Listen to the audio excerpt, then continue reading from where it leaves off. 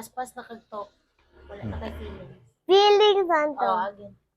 Unsa man? Hapit na yung recognition ko. Ay Psalms nga nang 23. magkuha na rin. Psalms 23. Ready?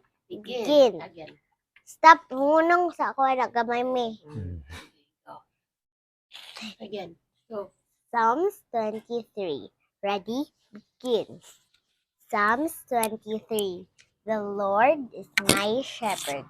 I shall not want. The valley of shadow of death. I will fear no evil, for thou art with me. Thy rod and thy staff, they comfort me. Thou shalt follow me all the days of my life, and thou dwell in the house of the Lord forever. The tone, the tone. Mura na ka ga-memorize. The Lord is my shepherd, I shall not want. I told you not like that. Very good na to last time. Nalimot na po ka. Practice na. Show you ha. Tayo si Mami. Psalms 23. Ready? Begin. Psalms 23. The Lord is my shepherd. Because you're not just memorizing in front of the people. You're like telling story.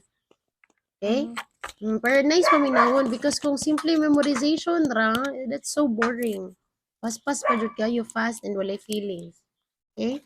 So kung mo na ka sa tubangan, you were tasked to lead Psalms 23, it means you need to deliver it like you're telling a story. Psalms Or not lang 23. pud over. Psalms 23. Ready? Begin. Psalms 23. The Lord is my shepherd. I shall not want. Ano ah? He maketh, listen good because you're not listening. Psalms 23. Ready? Begin. Psalms 23. The Lord is my shepherd. I shall not want. He maketh me to lie down in green pastures. He leadeth, kada kuan ay gamay nga pos. He leadeth me beside the still waters. He restoreth my soul.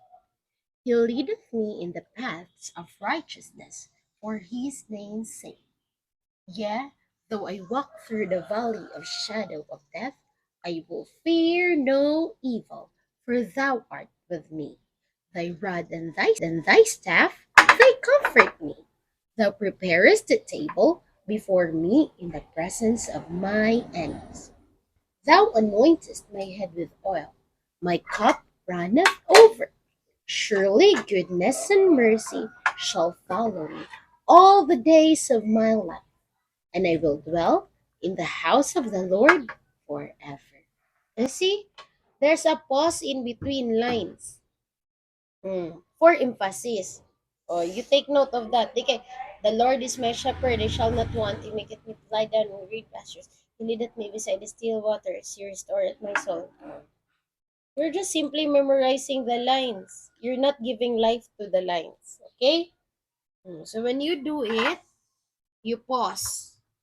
Make sure nga yung mga pause in between lines and then you put a life sa imong lines. My feelings. Okay?